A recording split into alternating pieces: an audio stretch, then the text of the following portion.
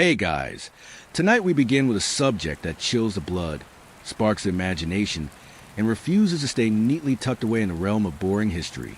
We're talking about the unexplained, the baffling, the downright bizarre things that defy logic, science, and occasionally good old common sense. From places where ships and planes vanish without a trace, to ancient artifacts that simply shouldn't exist, to the very fabric of reality itself seemingly winking at us. We're about to step beyond the veil of the ordinary. And let me tell you, once you start looking, it's hard to stop. So, before you get comfortable, maybe dim the lights. Turn on a fan for that soft background on. And definitely take a moment to like the video and subscribe. But only if you genuinely enjoy what I do here. And let me know in the comments where you're tuning in from and what time it is for you. It's always fascinating to see who's joining us from around the world. Now, let's ease into tonight's journey together. For centuries, humanity has clung to the comforting illusion that our world, our universe, and even our history are neatly ordered, predictable, and fully understood. We measure, we categorize, we explain. And if we can't explain something, well, it's just a matter of time, right? We'll find the answer eventually. But what if there are things that just don't fit? Things that stubbornly refuse to be categorized, measured, or explained by any known law of physics, history, or logic. We're not talking about ghost stories around a campfire, though we might touch on a few things that feel that way. We're talking about documented, often perplexing, phenomena that leave scientists scratching their heads and historians rewriting their timelines. The kind of stuff that makes you wonder if there's a glitch in the Matrix, or if someone accidentally left a portal open during a cosmic tea party. Take, for instance, entire areas of our planet where ships simply vanish. Not just small boats, mind you, but massive cargo carriers, luxury liners, even military aircraft, often without a distress signal, a trace of wreckage, or even a single floating life preserver. Poof, gone, like they sailed into a wrinkle in reality itself. Then there are the mysteries of the deep past, objects unearthed by archaeologists that are centuries, sometimes millennia, ahead of their time. Things that suggest ancient civilizations possessed knowledge, technology, or perhaps even secrets that we can barely comprehend today. Imagine finding a modern smartphone in a Roman ruin, or a blueprint for a jet engine carved on an ancient Egyptian temple wall. Well, it's not quite that dramatic, but honestly, it's pretty darn close. These aren't isolated anomalies. They are persistent whispers from the past, challenging everything we thought we knew about human ingenuity and technological progression. It's like history itself is playing a cosmic prank on us, occasionally dropping hints of forgotten brilliance. And what about the very earth beneath our feet? The strange, inexplicable hums that emanate from unknown sources, heard by some but dismissed by others. Or the unsettling possibility that our planet isn't quite what it seems, harboring hidden tunnels, secret realms, or even forgotten civilizations deep within its core. Conspiracy theories? Sure. But what if, just what if, some of them hold a kernel of truth, distorted by time and skepticism? Because reality, it turns out, is far more flexible, more bizarre, and occasionally more terrifying than we give it credit for. Tonight, we're going to explore these unsettling questions, not to give you definitive answers. Spoiler alert, those don't really exist to this stuff, but to stretch your mind, to make you wonder, to gently nudge you over the edge of conventional thinking and into the shimmering, unsettling, and utterly fascinating realm of the truly unexplained.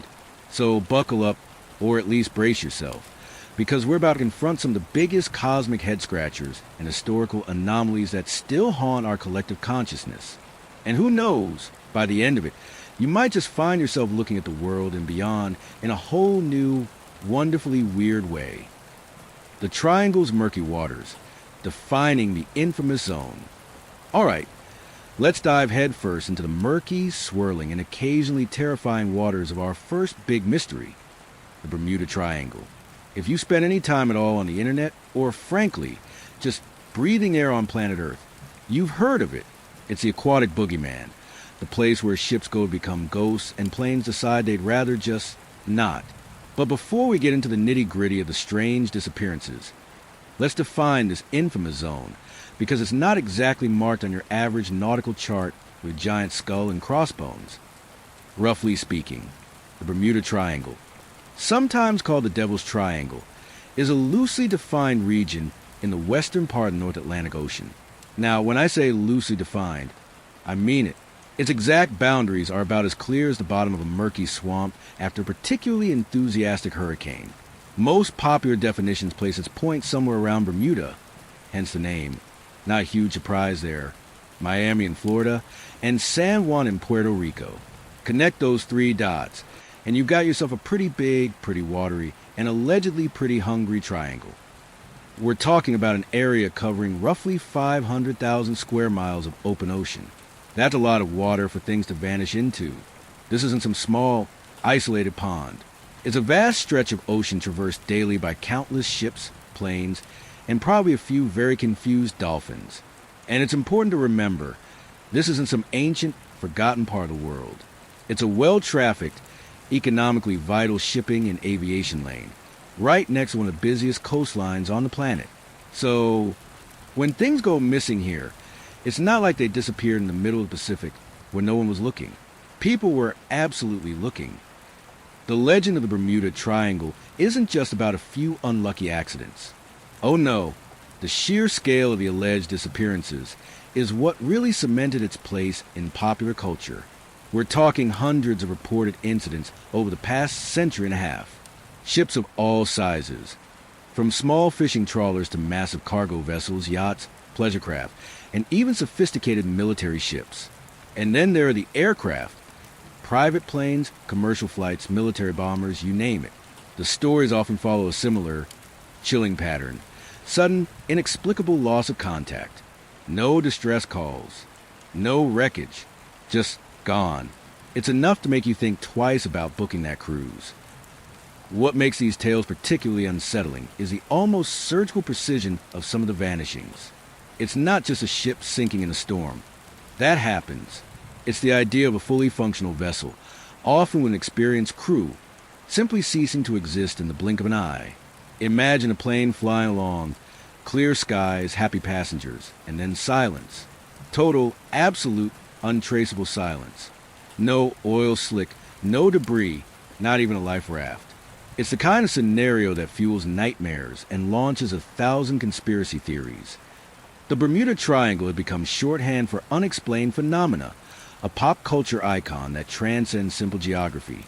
It's been featured in movies, books, documentaries, and probably a few overly dramatic theme park rides. And for good reason. The stories are genuinely compelling, often terrifying, and they tap into a primal human fear.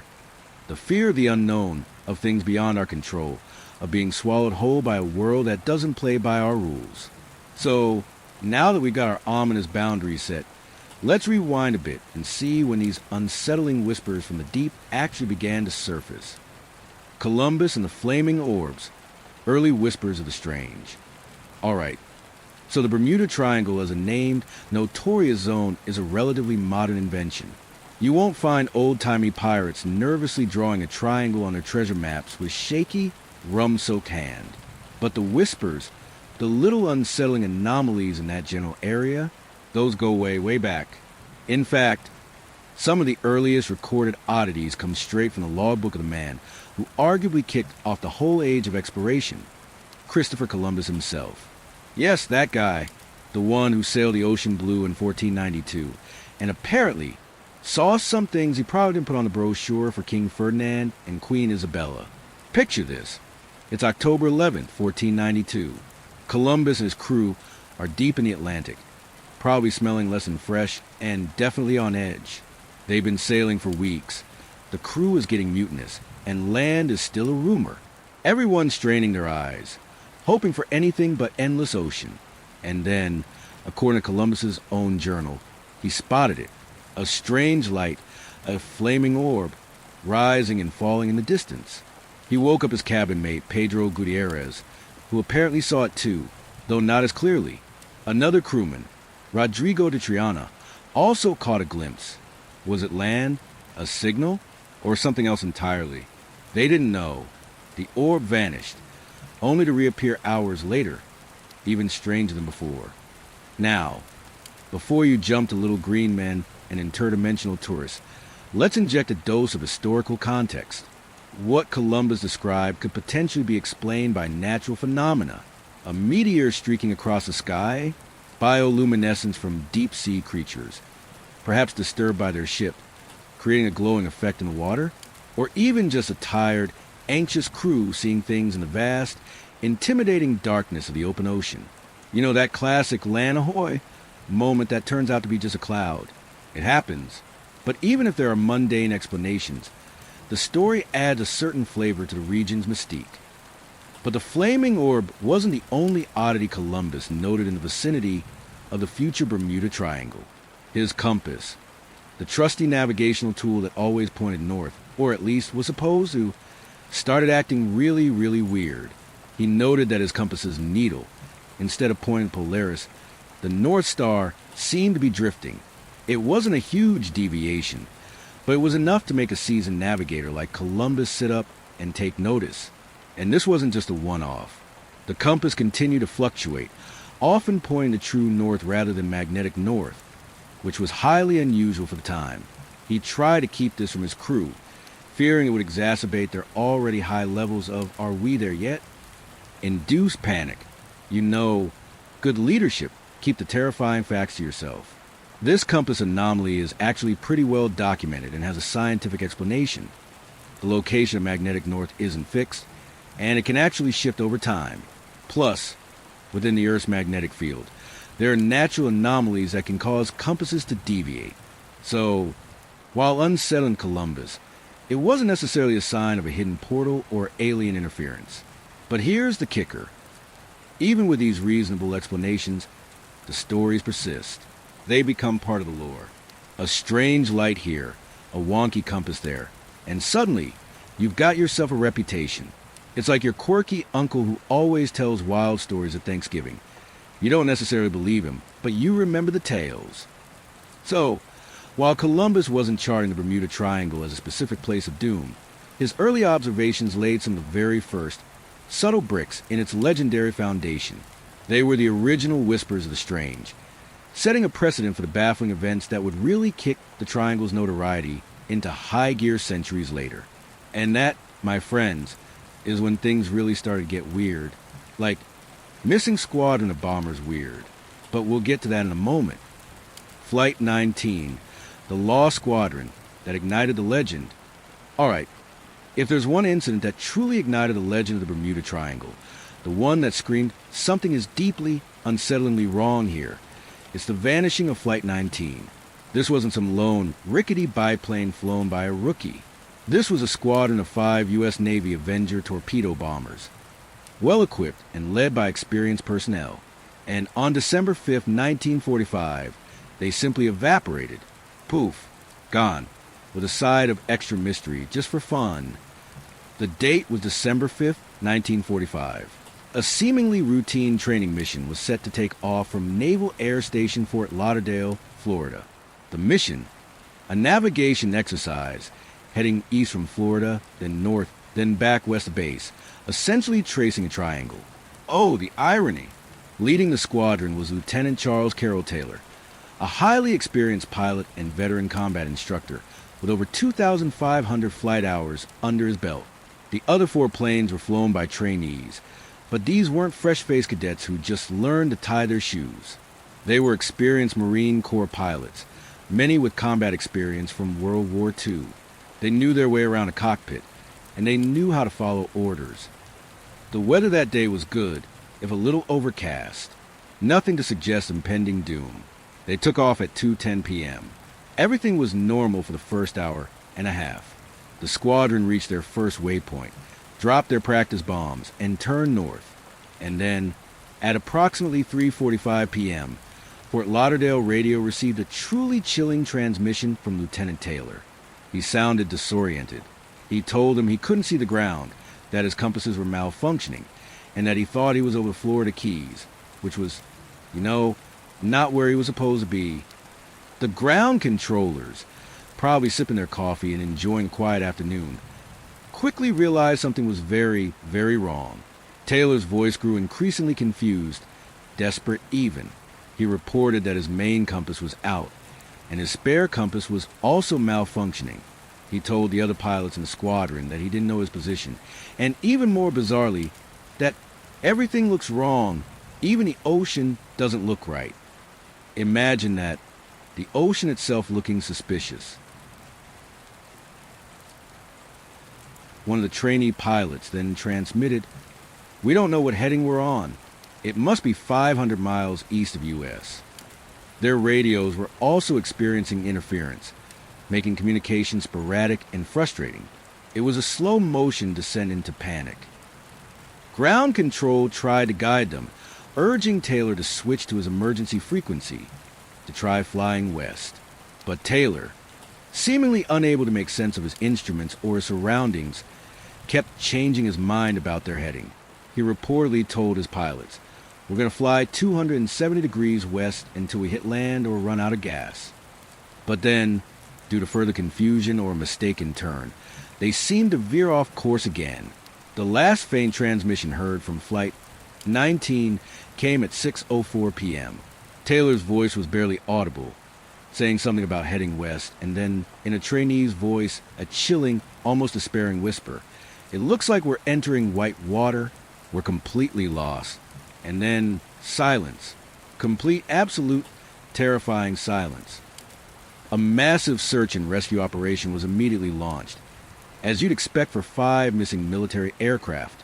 One of the planes sent to search was a giant PBM Mariner flying boat, known as Training 49. This aircraft was specifically designed for long-range rescue missions and carried a crew of 13. It took off just after 7 p.m. to search the area where Flight 19 was last heard from. And here's where the story goes from chilling to utterly unbelievable. Just 20 minutes after takeoff, Training 49 transmitted a routine message, and then it too vanished. A ship below, the SS Gaines Mill, reported seeing a sudden, massive explosion in the sky in the same general area where the Mariner would have been. But despite an even larger search, involving hundreds of planes and ships, covering thousands of square miles for days, absolutely no trace of any of the 6 aircraft or their 27 crew members was ever found. No wreckage, no debris, no oil slicks, not a single body. Nothing. It was like they were erased from existence. The Navy's official investigation initially concluded the cause as unknown, noting that Flight 19's leader, Lieutenant Taylor, may have suffered from temporary disorientation due to faulty compasses. However, Taylor's mother, understandably upset, demanded the pilot error part be removed from the official report, arguing that a skilled pilot wouldn't simply get lost and lead his men to their doom. The phrase, "cause unknown," was later reinstated in public records, adding to mystique. This incident, with its bizarre radio calls, the failing instruments, the strange visual reports, and the truly unbelievable vanishing of the rescue plane, cemented the Bermuda Triangle as a place of true, unadulterated mystery. It wasn't just a few isolated cases anymore. It was a whole squadron, gone without a trace. And the world noticed. Big time. Ghost ships and vanished vessels. The ocean silent swallows. Alright, so we've talked about Flight 19 and its unbelievably precise vanishing act. But the Bermuda Triangle isn't just picky about aircraft. Oh no, it's got an even older, even more chilling specialty. Swallowing ships whole. And sometimes, just to be extra creepy, it leaves the ship behind but takes the crew. These aren't just lost at sea stories. These are the tales of ghost ships, silent swallows of the ocean that defy logic and leave a trail of unanswered questions. Let's start with one of the biggest and perhaps most baffling cases of them all, the USS Cyclops. This wasn't some tiny fishing boat. This was a massive 542-foot-long collier, a naval ship designed to carry coal, launched in 1910.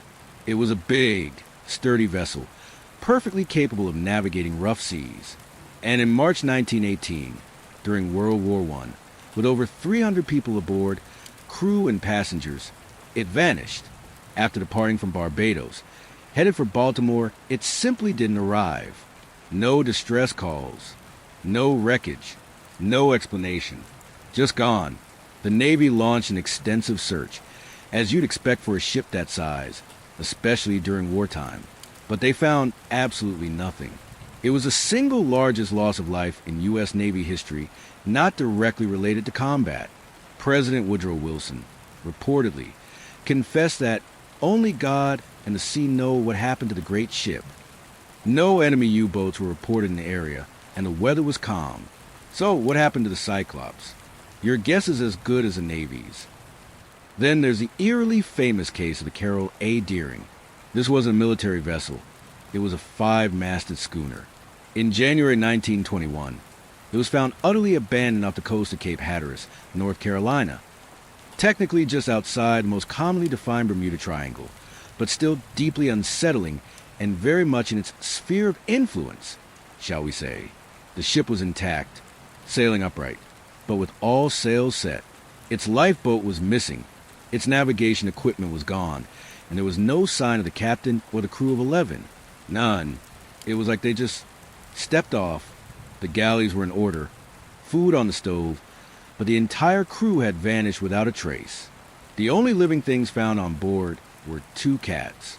The Coast Guard boarded the vessel and found no indication of foul play or struggle. It was a perfectly functional ship, utterly devoid of human life. The official investigation concluded cause unknown, which you know is always accompanying answer. The phenomenon of abandoned ships found adrift, sometimes known as Mary Celeste situations after that famous ghost ship, though it wasn't a triangle, adds an extra layer of creepiness. It's one thing for a ship to sink. It's another for it to be found perfectly intact, sailing along, but with literally no one on board. It makes you wonder if something pulled the crew away, or if they just decided collectively to jump ship for reasons unknown. Was it mutiny? A rogue wave? A sudden, terrifying event that forced everyone overboard simultaneously, leaving no time for distress call? The theories are plentiful, but the evidence is stubbornly absent. These aren't isolated historical curiosities, either.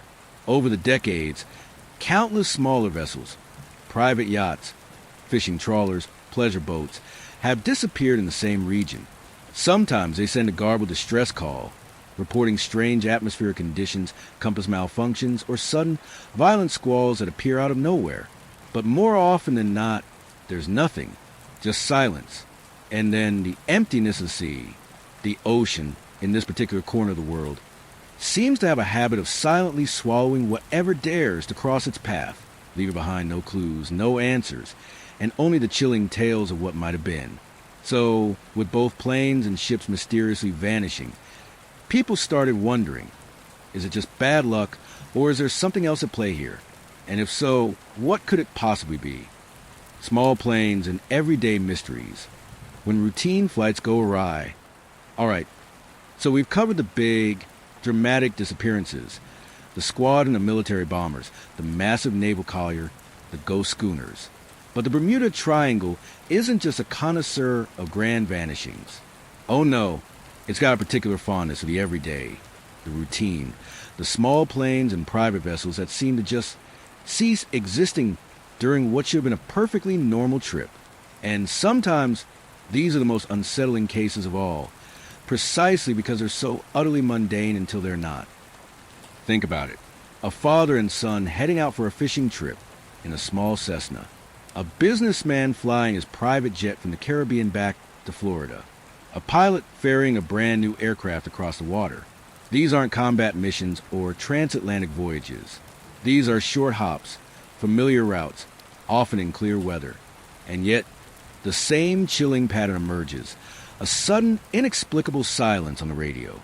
A quick call, a routine check-in, and then static, followed by nothing. No wreckage, no debris, no oil slick. Just a vast, indifferent ocean where a plane was just moments before.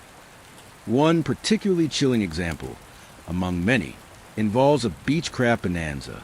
In June 1965, the single-engine plane, carrying 4 men, took off from Miami headed for Grand Turk Island.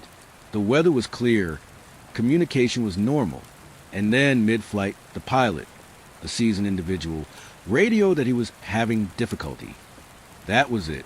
One brief, vague transmission, and then the plane and its occupants vanished. A massive air and sea search was launched, covering thousands of square miles for days. Nothing was ever found. No wreckage. No hint of where they went down, not even a seat cushion. Just a casual flight. A quick word about difficulty.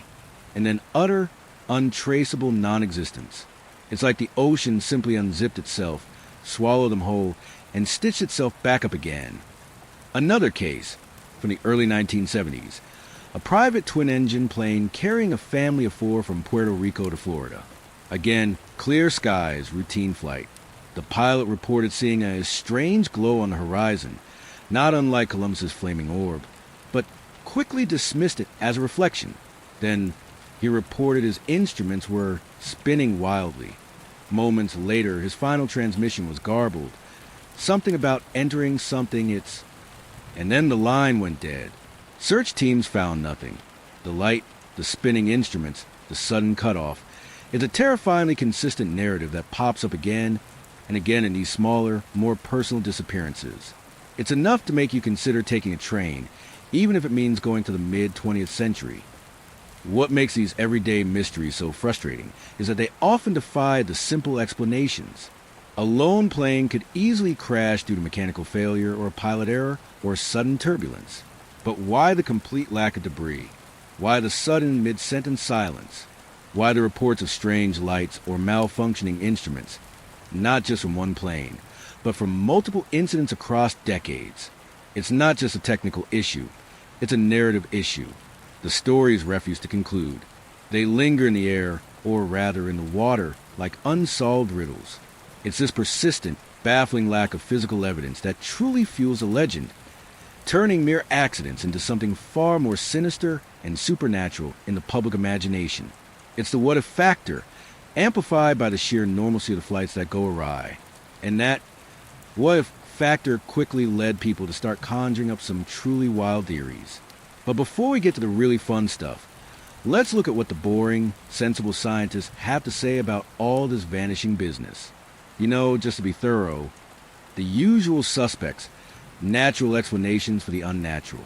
Alright, so after all that talk about flaming orbs, vanishing squadrons, and ghost ships, your sensible, skeptical brain is probably screaming for some logical, down-to-earth explanations. And you're right to ask. Because before we jump to aliens, time portals, or very confused sea monsters, it's only fair to consider what the boring, sensible scientists and maritime experts have to say. And it turns out there are indeed a good number of natural phenomena and very human factors that could explain a significant portion of the disappearances in the Bermuda Triangle. You know, the usual suspects, the ones that ruin a good mystery with facts. Let's start with the weather. The North Atlantic, particularly the subtropical region, isn't exactly known for its tranquil disposition. It's a hotbed, pun intended, for sudden violent thunderstorms. We're talking about squalls that can form in minutes, bringing torrential rain, zero visibility, and wind strong enough to flip a small boat or disorient a pilot. Hurricanes are also a very real, very destructive threat in this area. While modern ships and planes have advanced weather tracking, older vessels and smaller aircraft could easily be caught off guard by these rapidly developing tempests. Imagine sailing along, enjoying the sun, and then suddenly you're in the middle of a literal wall of water and wind, with no time to send a distress signal. Not ideal. Then there are waterspouts. These are essentially tornadoes that form over water. They're terrifying, powerful, and can lift hundreds of gallons of water into the air. A waterspout hitting a small plane or a boat, that's not a good day. It could easily rip a vessel apart, scatter the debris for miles, and leave very little trace behind. And let's not forget rogue waves. These aren't your typical big waves. These are colossal, walls of water phenomena that can reach heights of 100 feet or more, appearing seemingly out of nowhere, even in relatively calm seas. A ship, no matter how large, being hit by one of these, it could be swamped, capsized, or torn apart in seconds, again, potentially leaving no time for a call and no recognizable wreckage. Beyond the wild weather, we've got the ocean itself. The Bermuda Triangle sits right on top of the Gulf Stream, one of the most powerful and fastest ocean currents on Earth. This isn't some gentle river. It's a superhighway of water moving at several miles per hour. If a ship or plane goes down in this current, any wreckage will be swept away incredibly quickly, dispersed over vast distances. making search and recovery efforts notoriously difficult. Think of it like dropping a tiny Lego brick into a fast-moving river. Good luck finding it downstream. This also explains the baffling lack of debris in many cases. It's simply carried away by the powerful currents, out of reach and out of sight, before anyone can get there. And let's get into geology, because sometimes the Earth just burps. The seabed in this region, like many others, contains vast deposits of methane hydrates. These are basically frozen pockets of natural gas trapped under immense pressure. Scientists theorize that if these hydrates become unstable, perhaps due to seismic activity, they could rapidly degas. Imagine a colossal bubble of methane bursting from the seabed. This would drastically reduce the density of the water above it, essentially turning the ocean into a foamy, aerated slush that offers no buoyancy. A ship caught in such a methane burp would instantly lose all flotation and simply plummet to the bottom. No time to call for help, no debris floating because the ship just, sank like a stone. It's a pretty compelling theory for some of the sudden ship disappearances. I'll give it that. Finally, and perhaps the least exciting explanation, is also the most common: human error and sheer statistics.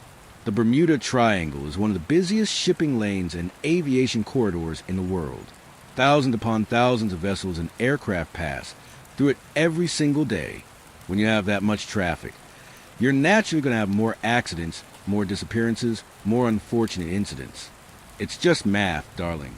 The U.S. Coast Guard, who are generally not in the business of promoting alien abduction theories, attributes most losses in the area to simple human factors: pilot disorientation, navigation mistakes, poor judgment, or inadequate maintenance of vessels and aircraft. Sometimes, people just get lost, run out of fuel, or fly into bad weather they should have avoided. The sea is unforgiving, and a simple mistake can have fatal consequences, especially if search and rescue isn't immediate. The compass anomalies mentioned by Columbus and in Flight 19 could also be attributed to natural geomagnetic anomalies, where the Earth's magnetic field is a little wonky in that specific spot, causing compasses to deviate. It's unsettling, but not necessarily supernatural. So, when you line up all these usual suspects, the extreme weather, the powerful currents, the methane burps, the simple human screw-ups, and the sheer volume of traffic, it's easy to see how a significant number of the Bermuda Triangle disappearances could be explained. But here's the kicker, the nagging little voice that keeps the mystery alive. Do these explanations account for all the incidents? Especially the ones with truly bizarre details, like instruments spinning wildly, time distortions, the consistent reports of strange lights, or the absolute complete and utter lack of any wreckage whatsoever. Even after massive multi-day searches, sometimes the sensible answers just don't quite fit the wilder stories. And that, my friends, is when we start looking beyond the ordinary and into the truly extraordinary. The human element, error, superstition, and bad luck. All right, so we've chewed through the natural explanations, the squalls, the currents, the burping methane. And while those account for a good chunk of the disappearances, there's another layer, one that's a little less about the planet, and a lot more about the squishy, fallible creatures who pilot ships and planes. The human element. Turns out, sometimes the biggest mystery isn't a portal to another dimension, but just plain old human error, a healthy dose of superstition, and occasionally just really, really bad luck. The kind of luck that makes you wonder if a tiny, mischievous deity lives exclusively in that part of the ocean, just to mess with people. Let's start with error. And when we talk about the vast, featureless expanse of the open ocean or the endless blue of the sky, navigation can be surprisingly tricky, even for seasoned professionals. Before the age of GPS, satellite navigation, and easy-to-read digital maps, pilots and sailors relied on compasses, celestial navigation, and dead reckoning. Basically, guessing your position based on your last known location, speed, and direction. Imagine trying to find a needle in a haystack, blindfolded, while someone keeps moving the haystack. That's kind of what it was like. A small miscalculation, a faulty instrument that goes unnoticed, or simply getting disoriented in thick clouds or a sudden squall could lead a vessel far off course, into open water, away from rescue routes, and straight into oblivion. Flight 19, the one that really kicked off the legend, had an experienced pilot who got severely disoriented. It happens. The sea is an unforgiving canvas for such mistakes. Then there's the judgment factor. People, they make mistakes. They take risks. A pilot might decide to push through questionable weather to make a deadline. A boat captain might set sail despite nagging mechanical issues, thinking they can fix it on the way. A small plane might be overloaded with fuel or passengers, pushing its limits. Or sometimes it's just a moment of complacency, a lapse in concentration, or plain overconfidence. We all do it, just usually without the fatal consequences. And when something goes wrong out there where help is hours or days away, those seemingly small errors can quickly spiral into catastrophic losses. It's the equivalent of forgetting to check your car's oil, but if your car was a plane and the highway was an ocean. Now, let's talk about superstition, because the Bermuda Triangle's reputation is a self-fulfilling prophecy in its own way. Once a place gains a legendary status for mysterious disappearances, every incident that occurs within its perceived boundaries gets viewed through that lens. A ship sinks in a storm? Oh, it must be the triangle. A plane suffers engine failure? It's not a mechanical issue, it's the triangle's curse. People expect the bizarre, so they interpret otherwise normal accidents as supernatural events, adding to mystique and perpetuating the legend. The psychological effect can be quite powerful. Sailors and pilots, knowing the stories, might experience increased anxiety, leading to poor judgment or misinterpretations of events. Fear, after all, can cloud judgment faster than any fog. And finally, there's bad luck. Sometimes it's just the cruel hand of fate, or more accurately, the cruel hand of statistical probability. The sheer volume of traffic through Triangle means that, purely by chance, more accidents are bound to happen there than in less traveled areas. You're simply in the wrong place at the wrong time.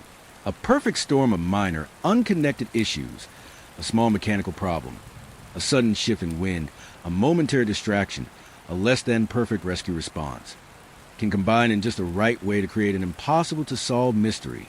It's like a cosmic Rube Goldberg machine, where every tiny thing goes wrong in sequence, leading to a catastrophic end. It's not a curse, it's just unfortunate alignment. So, when you strip away the supernatural theories, a significant number of Bermuda Triangle disappearances can be attributed to these very human elements. The mistakes we make, the fear that clouds our judgment, and the sheer, unforgiving randomness of chance when facing the immense power of the ocean. It doesn't make the disappearances any less tragic, but it does ground them in a reality that, while still terrifying, is a little less about interdimensional portals and a lot more about our own fallibility. That said, even with all these sensible explanations, there are still a few cases that stubbornly refuse to fit. And that, my friends, is where the really fun, wild theories begin. Why the answers don't satisfy. The lingering unease of the unknown. Alright, so we've tried out all the sensible, grown-up explanations of the Bermuda Triangle. The angry weather, the speedy currents, the burping methane, and of course, our old pal, human error. And honestly, if you take them one by one, a lot of the incidents do have plausible, non-supernatural answers. But here's the rub, the nagging little splinter in the brain that keeps the mystery alive. If the answers are so satisfying, why does the Bermuda Triangle still give so many people the heebie-jeebies? Why does the unease linger like that suspicious smell in the back of your fridge? It's because for many, these answers simply don't satisfy. Not truly. See, humans are fundamentally wired for closure. We like things neatly tied up with a bow. When a ship sinks, we want to know why. Was it a rogue wave? A fire? A collision? We want wreckage, black boxes, a definitive postmortem. But in the Bermuda Triangle, especially in its most famous cases, that closure is frustratingly, infuriatingly absent. When you have a squadron of military planes, led by an experienced pilot, reporting instruments gone haywire in the ocean looking wrong, then vanishing without a single floating shred of debris, pilot disorientation just feels flimsy. It feels like the grown-up shrugging and saying, oops, oh well. And that's not good enough for our monkey brains, which crave a coherent narrative, even a terrifying one. Then there's the consistency of the weirdness. If it were just one plane here, one ship there, reporting odd compasses or strange lights, you could write it off as an anomaly. But when you have dozens, even hundreds, of similar reports stretching back centuries, the spinning compasses, the inexplicable atmospheric phenomena, the sudden cuts in communication that sound like someone just unplugged the world, a pattern starts to emerge. A pattern that screams, this isn't just bad luck. It's a recurring theme in a very unsettling play. It's like watching a magic trick where the magician keeps pulling the same rabbit-out hat in increasingly impossible ways. Eventually, you stop thinking it's a trick and start thinking the rabbit is just different. And let's not forget the sheer statistical argument. Yes, it's a busy shipping lane. Thousands of vessels pass through. But the rate of unexplained vanishings, particularly total disappearances without wreckage, is statistically anomalous even for such a high-traffic area. It's not just more accidents. It's a specific kind of accident, the kind where the universe seems to hit the delete button. If a single point on a highway had a disproportionate number of cars vanishing without a trace of crash, you wouldn't just blame human error or bad weather forever. You'd start looking for a sinkhole or a very active alien car wash, or maybe just a really weird stretch of road that defies the laws of, well, roads. Ultimately, the answers don't satisfy because they leave too many threads dangling. Too many what-ifs. Too many instances where the physical evidence, or utter lack thereof, just doesn't align with the mundane explanations. It's a human need to complete the puzzle, even if the last piece is a giant, unsettling void. And when science and statistics throw their hands up or offer an unsatisfying shrug, the human mind, bless its curious little heart, starts to look elsewhere. It starts to ask the truly uncomfortable questions. If it's not a natural phenomenon, and it's not just human error and bad luck, then what in the name of all that is mysterious could possibly be causing things to vanish without a trace? And that, my friends, is when we really step onto the edge of reality. Because if the natural answers are out, then the supernatural ones are just warming up. What if it's not natural? Beyond science as we know it. Okay, so we've done our due diligence. We've acknowledged the angry weather, the speedy currents, the burping methane, and our own delightful human knack for messing things up. And for many of the Bermuda Triangle disappearances, those explanations actually make a lot of sense. But for some cases, the ones that truly grab you by the eyeballs and shake your sensible little brain, those answers just feel inadequate, like the universe is giving us a cosmic shrug. So, what if it's not natural? What if the laws of physics, as we understand them, just decide to take a little holiday in that particular patch of ocean? This is where the theories get really wild, really fun, and occasionally really terrifying. Let's start with the idea of electromagnetic anomalies, but on a scale far beyond just a faulty compass. We're talking about massive, localized fluctuations in the Earth's electromagnetic field. Imagine a cosmic short circuit. If such a phenomenon occurred, it wouldn't just mess with a compass. It could interfere with all electronic systems on a plane or ship, navigation equipment, radio communications, engine controls, poof, offline, like a giant, invisible EMP. This could explain the reports of instruments spinning wildly, lights going out in garbled transmissions as systems fail simultaneously. If a pilot suddenly loses all control in the middle of the ocean, especially at night or in bad weather, well, it's not going to end well, and the electromagnetic interference might even affect the human brain, causing disorientation or panic, which would certainly add to the chaos. But let's push past mere electromagnetic weirdness. What if there are localized gravitational anomalies? What if gravity just forgot how to work for a second, or perhaps became hyperdense? If a section of the ocean or airspace experienced a sudden, dramatic shift in gravity, a ship could be instantly crushed or simply plummet to the bottom. A plane could suddenly lose lift and drop out of the sky like a stone. No time for a distress call, and the resulting impact would be so violent, it might leave no recognizable wreckage. The ocean floor in parts of the triangle is incredibly deep, so things that sink here are often lost forever. It's a sobering thought, not being destroyed by an external force, but by the very fundamental forces of the universe deciding to take a coffee break on your head. Now, let's get into the truly mind-bending stuff. Time warps or interdimensional portals. This is a darling of all supernatural theories, and honestly, it's delightfully unsettling. What if the Bermuda Triangle isn't a place where things disappear, but where they just go somewhere else? Imagine a localized tear in the fabric of space-time, a kind of cosmic shortcut, or a temporary doorway to another dimension. A ship or plane could simply sail or fly through it, popping out in another era, another part of the world, or even a completely different reality. This would certainly explain the absolute lack of wreckage. They're not destroyed, they're just redirected. Some theories suggest these aren't permanent portals, but temporary time slips. A vessel might enter a strange fog or atmospheric disturbance, experience the sensation of being disoriented or moving incredibly fast, and then emerge hours or even days later, completely unaware of the missing time, or perhaps even in a different time period entirely. The famous Flight 19 report of white water, and everything looking wrong, could be interpreted as an aircraft unknowingly entering such a temporal or spatial anomaly. It's the kind of idea that makes your squishy little brain try to tie itself in knots, because it challenges our fundamental understanding of linear time in fixed space. The universe, it turns out, is a lot weirder than a suburban cul-de-sac. And if that's not enough to keep you up at night, what if there are unseen intelligent forces at play? Not necessarily little green men in flying saucers, though that's certainly a popular theory. But what if there are ancient, perhaps aquatic, beings or advanced technologies hidden deep beneath the waves?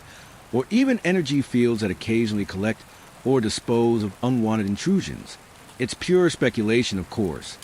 But if you're already discarding mundane explanations, well, the sky's the limit. Or, in this case, the bottom of the ocean. Because if it's not natural and it's beyond the science we know, then the implications are truly profound. It means our universe holds secrets that would shatter our current understanding of reality, and that, my friends, is both utterly terrifying and undeniably exhilarating. And that brings us neatly to the next mind-bending question. If these things are going somewhere else, where in the cosmic heck is there? The portal theory, a rip in the fabric of space-time? Alright, so we've discarded the mundane, or at least put them on a very shaky shelf. Now, let's get into the truly delightful realm of speculative physics and cosmic weirdness. If the Bermuda Triangle's antics aren't just bad weather or clumsy pilots, then one of the most persistent and, honestly, most compelling theories is that it's home to some kind of interdimensional portal or a tear in the very fabric of space-time itself. Yes, we're talking full-blown sci-fi movie stuff, but sometimes the truth is stranger than fiction and a lot more unsettling. So, what exactly is a portal in this context? Forget the glowing, shimmering archways you see in Hollywood blockbusters, though that would certainly spice up a cruise ship itinerary. In theoretical physics, a portal is often conceptualized as a wormhole. Imagine, if you will, that our universe, our entire reality, is a giant sheet of paper. If you want to get from one point on that paper to another, you'd normally have to travel across the surface. That takes time and effort. But what if you could fold that paper so the 2 points touched? Then you could just punch a hole through the fold, creating a shortcut, a bridge between two distant points in space-time. That, in incredibly simplified terms, is what a wormhole or a space-time portal is theorized to be: a shortcut, a cosmic tunnel, or a momentary rip that bypasses the conventional rules of distance and time. Now, apply that delightfully unsettling idea to the Bermuda Triangle. If such a tear or wormhole existed, even a small, unstable, or temporary one, it could instantly explain the most baffling aspect of the disappearances: the utter, complete, and terrifying lack of wreckage. They don't sink, they don't crash, they simply go somewhere else. One moment, your Cessna is flying along, the next, it's gone. Not a splash, not a distress call, not a single piece of floating debris, because it's not in the water, it's not in our dimension anymore. It's just poof, like a cosmic vanishing act. This theory also neatly accounts for some of the more bizarre witness reports. Remember Flight 19's pilot talking about white water in the ocean looking wrong? Or other pilots reporting sudden, inexplicable fogs, strange glows, or instruments spinning wildly before communication cuts out. If a vessel were approaching or entering a space-time anomaly, It's not a stretch to imagine reality itself distorting. Compasses might go haywire because they're caught between two different magnetic or gravitational fields. The air could feel thick, the light distorted, as the anomaly warps the very environment around the craft. It's like trying to navigate through a funhouse mirror, but the mirror is actually a gateway to somewhere entirely different. And where is somewhere entirely different? Well, that's where the imagination really takes flight, or sinks, as the case may be. It could be another point in our own universe, instantly transporting a ship from the Atlantic to, say, the Indian Ocean, bypassing millions of miles of conventional travel, which would certainly be confusing for the crew when they check their coordinates.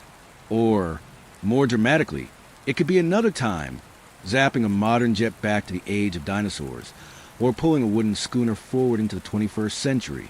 Imagine the look on a 19th century sailor's face when he pops out of a fog bank and sees a supertanker. He'd probably assume he died and went to, well, somewhere very loud and metallic. The most unsettling possibility, of course, is that these portals lead to another dimension entirely, a reality parallel to our own, or one utterly alien to human comprehension. What happens to things that pass into such a dimension? Do they survive? Are they simply trapped in a different reality, forever lost to our own? Or do they perhaps reemerge, subtly altered, or even unrecognizable? It's a concept that defies our everyday understanding of reality, forcing us to consider that our three-dimensional world is just one layer in a much larger, stranger cosmic cake. Of course, the portal theory is highly speculative. We have no definitive scientific evidence of such phenomena existing, let alone operating on Earth's surface. It's certainly not something you can just Google map, but for many, it provides a far more elegant and frankly more thrilling explanation for Bermuda Triangle's enduring mysteries than a mere accumulation of bad weather and human error. It allows for the utter lack of wreckage, the suddenness of the vanishings, and the consistent weirdness of the reports.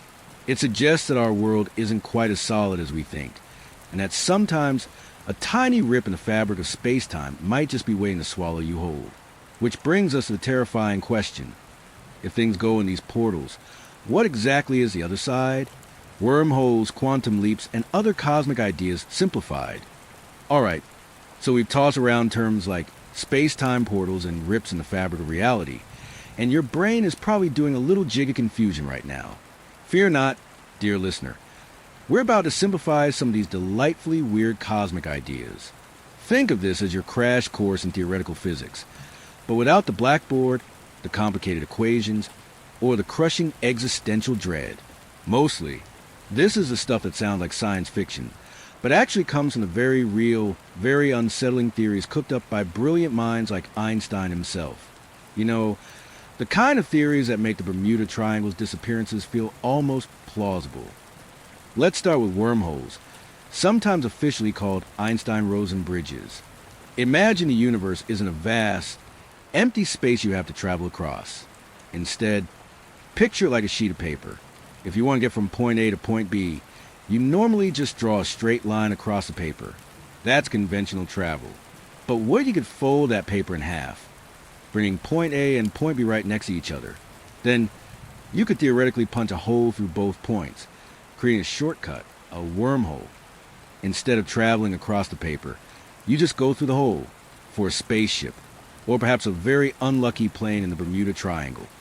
This would mean instantly zapping from one location to another, bypassing millions of miles of space and light years of travel time. Poof! 1 minute you're in the Atlantic, the next you're, well, who knows where? It's all highly theoretical, requiring immense amounts of exotic matter and energy to create or sustain. But the idea itself is tantalizingly simple and solves the no-wreckage problem beautifully. Then there's the concept of quantum leaps, or more accurately, quantum tunneling, but applied to things much bigger than tiny particles. Now, at the subatomic level, the universe is extremely weird. Rules just don't apply sometimes. Particles can seemingly jump from one place to another without actually traversing the space in between. They can even tunnel through barriers that should be impenetrable. It's like a ghostly particle just winking out of existence on one side of a wall and winking back into existence on the other.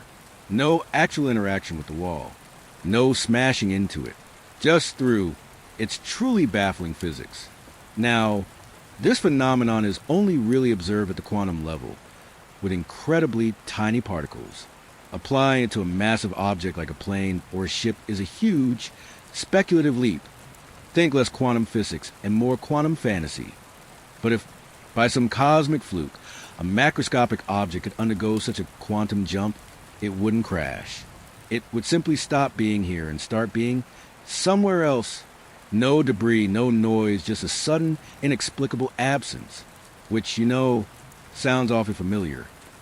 And if that's not enough to make your brain feel like scrambled eggs, let's briefly touch on time dilation and parallel universes. Time dilation is a real thing, where time can actually pass differently depending on your speed or proximity to extreme gravity. Imagine a localized, albeit temporary, pocket in the Bermuda Triangle where time just speeds up or slows down incredibly rapidly. A ship might enter it and pop out a minute later, but for everyone else, hours or days have passed. Or the reverse, where a ship might experience what feels like minutes, but actually jumps forward decades in our time. And then there's the idea of parallel universes or the multiverse theory, that countless other realities exist alongside our own. What if the Bermuda Triangle is a weak spot, a thin veil, where objects can accidentally slip into a slightly different or wildly different version of reality? You wouldn't find them here because they'd be over there, perhaps completely unaware of their cosmic misadventure. It's the ultimate, they're just in another castle scenario, only the castle is another dimension. Ultimately, these cosmic ideas, as wild and theoretical as they are, offer a compelling framework for the Bermuda Triangle's most stubborn mysteries. They explain the suddenness, the lack of wreckage, and the bizarre instrument malfunctions. They propose that our reality isn't as solid or straightforward as we assume, and that sometimes the universe plays tricks, not with mirrors, but with space, time, and the very fabric of existence. It suggests that the Bermuda Triangle isn't cursed, but simply a location where the extraordinary becomes briefly, terrifyingly real. And that, my friends, is far more unsettling than any storm. The other side. Where do they go when they disappear? Alright, so we plunge into the delightful depths of wormholes and quantum weirdness, flirted with the idea that the Bermuda Triangle is less a place of disappearance and more a cosmic travel agency with very spotty service. But if ships and planes aren't just gone, if they're simply going somewhere else, the really unsettling question gnaws at your brain. Where exactly is this other side? Do they end up in a sunny beach resort, or perhaps somewhere less hospitable, like, say, the middle of a very angry volcano? Let's explore the possible cosmic destinations, because honestly, reality is often weirder than fiction, even if fiction is talking about portals. The simplest and perhaps least terrifying other side is just another point in space within our own universe. Instantly, imagine a ship sailing along, minding its own business. Then poof, it appears moments later in the middle of the Pacific Ocean. Still the same time, still the same dimension, just a wildly different location. The crew would certainly be baffled, probably accuse each other of a terrible prank, and then have to figure out how to navigate home from, well, nowhere they were expecting. This would explain the lack of wreckage and even distress calls. They're not crashing, they're just on a very unexpected express route. It would also lead to some truly awkward conversations with air traffic control. Negative. We are definitely not over Tokyo. We were just over Miami like 5 seconds ago. A slightly more unsettling other side involves a jump through time. What if the Bermuda Triangle is a temporal anomaly? A glitch that doesn't just relocate you in space, but slingshots you into a different era.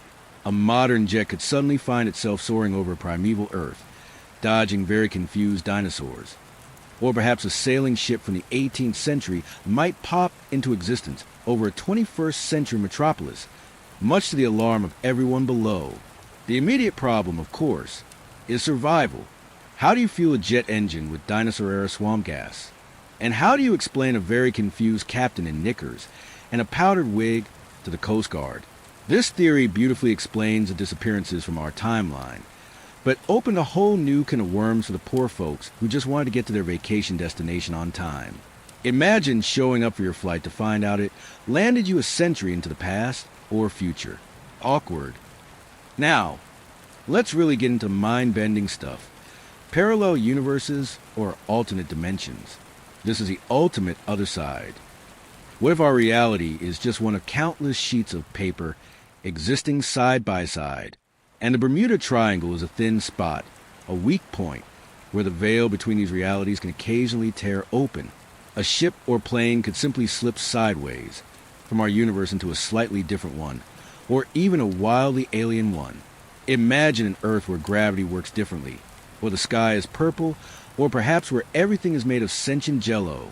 The possibilities are quite literally infinite. In such a scenario, the craft wouldn't crash or sink in our world. It would simply continue its journey in another, completely unknown reality. They're not lost. They're just elsewhere. This is a kind of theory that makes physicists either rub their temples in exasperation or get very excited about whiteboard equations, usually both. But what happens to the people who disappear into these cosmic side quests? Do they survive? Are they aware? Are they trapped? If it's just a spatial jump, they might be fine, just very, very lost. A temporal jump could be more perilous, depending on where and when they land. But slipping into a parallel dimension, that's the real wild card. Would the laws of physics in that dimension even support human life? Would the air be breathable? Would their bodies simply cease to function? Or perhaps reconfigure in terrifying ways? Or would they be forever marooned, living out their lives in an alien reality, completely unaware that they're the subjects of a chilling mystery in our own? The absolute lack of wreckage in the Bermuda Triangle's most famous cases lends an unsettling weight to these theories. If nothing is ever found, it's not because it was destroyed. It's because it's simply not here anymore. It's somewhere else, just out of reach, perhaps forever. It's enough to make you look twice at any unexpected fog bank, and maybe consider staying home. Because if our reality is permeable, then the implications are truly staggering. And that, my friends, leads us to wonder if there are other places on Earth where reality gets a little squishy. Because the Bermuda Triangle isn't the only cosmic weirdo out there. Echoes from the edge, connecting other anomalous zones. Alright, so we plunged deep into Bermuda Triangle, poked at its mysteries, and even flirted with the idea of space-time portals. But here's the really unsettling thought. What if the Bermuda Triangle isn't unique? What if it's just one particularly notorious headache in a global pattern of weirdness? Turns out, our planet has a few other spots where reality get a little squishy, where the unexplained isn't just a one-off, but a recurring theme. It's like Earth has multiple cosmic bad hair days, just in different locations. The most famous parallel to the Bermuda Triangle is arguably the Devil's Sea, also known as the Dragon's Triangle. This delightful little hot spot is located off the coast of Japan, near Miyake Island, and it boasts a resume of disappearances that would make the Bermuda Triangle blush. For centuries, Japanese fishermen and sailors have told tales of strange lights, compass malfunctions, and entire ships simply vanishing in this area. It's so notorious that the Japanese government officially designated it a danger zone for navigation back in the 1950s. They don't just put up danger signs for fun, just like its Atlantic cousin. The Devil's Sea is known for the abruptness of its disappearances. One moment, a vessel is there. The next, it's gone. No distress calls, no wreckage, no trace. In the early 1950s, several fishing boats vanished in quick succession. The Japanese government, probably trying to figure out what was going on, sent a research vessel, the Ko Maru No. 5, to investigate. And because irony is a cruel mistress, the Ko Maru No. 5 and its entire crew of 31 also vanished without a trace in the Devil's Sea. That's right, the ship sent to investigate the disappearances disappeared. It's the kind of plot twist that would get grown in a bad sci-fi movie. But it actually happened. Or rather, it didn't happen because nothing was ever found. Beyond the two famous triangles, there are other lesser-known but equally perplexing anomalous zones. Take the Michigan Triangle, for example. This one isn't in the ocean. It's right in the middle of Lake Michigan. Yes, an inland body of water, with its own Bermuda-esque reputation. For decades, ships and planes have gone missing here, sometimes with bizarre circumstances.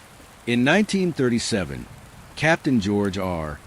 Donner's freighter, the OMH No. 1, was found completely deserted, its crew gone, not unlike the Carroll A. Deering. In 1950, a Northwest Airlines Flight 2501, carrying 58 people, vanished over the lake with no distress call, no wreckage, and no explanation. The search continues to this day. It's enough to make you wonder if lakes also have secret appetites. Then there's the infamous Bennington Triangle in Vermont, a land-based area where people have vanished without a trace, often in dense wilderness, leaving no clues, no tracks, no nothing. Or the Bridgewater Triangle in southeastern Massachusetts, a regional hotbed for UFO sightings, cryptid encounters, and other paranormal activity. While not directly linked to disappearances in the same way as the maritime triangles, these places suggest localized energy anomalies, or perhaps thinner veils between realities, where strange things are simply more likely to occur. It's like certain patches of Earth just decided to be weird all the time. These echoes from the edge, these other anomalous zones scattered across the globe, suggest that the Bermuda Triangle might not be an isolated anomaly, but part of a larger, unsettling pattern. A pattern that implies our world isn't as solid, as predictable, or as fully understood as we comfortably assume. If these hot spots of weirdness truly exist, if reality has soft spots or glitches, then the implications are truly staggering. It means our maps are incomplete, our understanding of physics is rudimentary, and perhaps the universe is just a bit more mischievous than our textbooks let on. And if that's the case, then maybe ancient civilizations had a better grasp of these hidden realities than we do today. Because sometimes history, it turns out, is the biggest mystery of all. The ancient machine, unveiling out-of-place artifacts. Alright, so we've dipped our toes into the cosmic weirdness of disappearing planes and ships. But what if the anomalies aren't just about space or time acting wonky?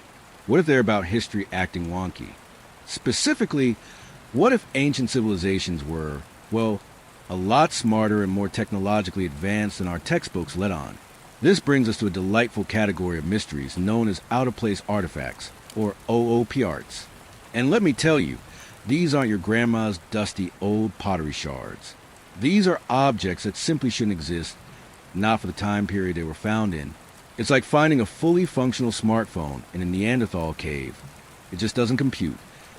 OOPArts are, by definition, objects that challenge conventional historical timelines of technological development. They are pieces of ancient technology or art that seem centuries, sometimes millennia, ahead of their supposed creation date.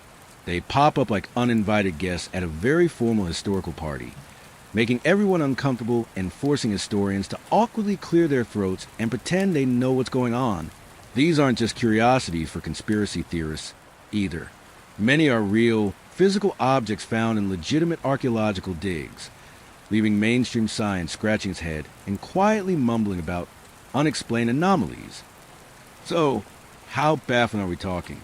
Imagine a fully functioning computer from ancient Greece, or an electric battery from ancient Mesopotamia, or a map of Antarctica from a time before it was even discovered. Sounds like the plot of a very questionable adventure movie, right? But these objects and others like them actually exist. They force us to ask some very uncomfortable questions. Did ancient civilizations possess lost knowledge? Did they have access to technologies that were somehow forgotten or destroyed? Or were they perhaps, helped by forces beyond our current understanding? Because these aren't simple mistakes. These are highly complex pieces of engineering or cartography that defy the historical narrative, suggesting a past far more intricate and intelligent than we often assume. Let's unveil a few of the most famous and most baffling of these ancient machines. These are the objects that make you wonder if history books are just really good fan fiction. And the first one on our list is arguably the granddaddy of all OOPArts, a device so complex it made engineers from the 20th century blush with envy. It's called the Antikythera mechanism, and it's a total cosmic mind bender. But more on that in a moment, because once you see it, you can't unsee the possibility that our past isn't quite what we thought it was. Antikythera's clockwork, a glimpse of knowledge centuries too early. Alright, If out-of-place artifacts had a grand marshal, a shining example that makes every sensible historian quietly choke on their tea, it would be the Antikythera mechanism. This isn't just an anomaly. It's a full-blown cosmic mind bender, a piece of ancient Greek clockwork so astonishingly complex that it rewrites our understanding of ancient technology. It's like finding a smartphone in the tomb of Tutankhamun. It just doesn't compute with the timeline. The story of the Antikythera mechanism begins, as many good stories do, with a shipwreck. In 1900, sponge divers off the coast of the Greek island of Antikythera stumbled upon an ancient Roman wreck, filled with marble statues, pottery, and other treasures. Standard archaeological fare, right? But then, among the bronze and ceramic, they found something else. A corroded, calcified lump of bronze and wood, no bigger than a shoebox. It looked like a rock, frankly, or maybe a very unfortunate piece of ancient modern art. Nobody paid it much mind. It sat in a museum storage for months, probably gathering more dust than it arrived with, because it was just a lump of gunk. Until one very curious archaeologist, Valerio Stays, noticed a gear was sticking out of it. Just one little gear. And that, my friends, was the moment history decided to get interesting. What Stays had stumbled upon, and what decades of meticulous study would later reveal, was an impossibly intricate device. Imagine a complex mechanical computer, built not in the 17th or 18th century, but around 150 to 100 BCE. We're talking more than 30 meshing bronze gears, precisely cut and arranged. It had multiple dials, pointers, and inscriptions. It wasn't just a simple clock. It was an astronomical calculator of breathtaking sophistication. This wasn't a primitive sundial or a rough astrological chart.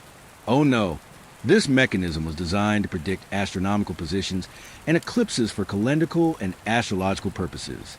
It could track the movement of the sun, the moon, and likely the 5 planets known to the ancient Greeks: Mercury, Venus, Mars, Jupiter, and Saturn. It had a dial for the Saros cycle, which predicts solar and lunar eclipses, and another for the Metonic cycle, which tracks the moon's phases over a 19-year period.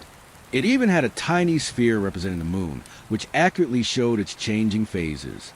It was a portable planetarium, a celestial calendar, and a scientific instrument all rolled into one impossibly ancient package.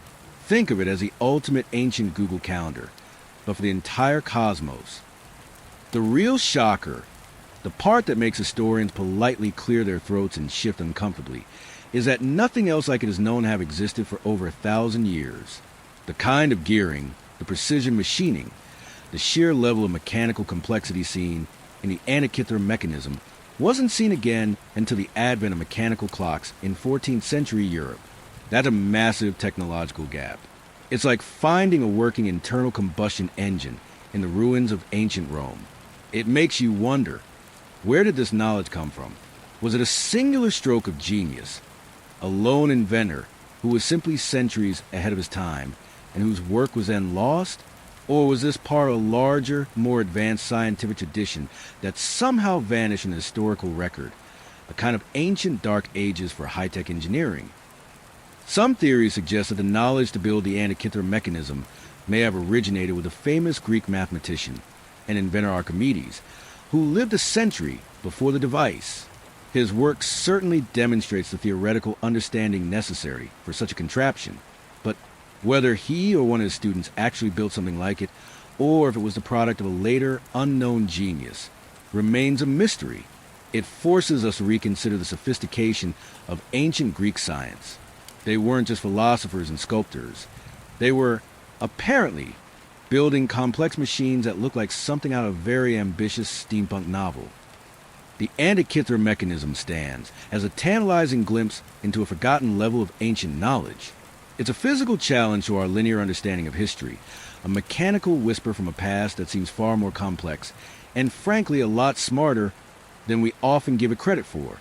It makes you wonder what else might be buried out there, waiting to redefine everything we thought we knew.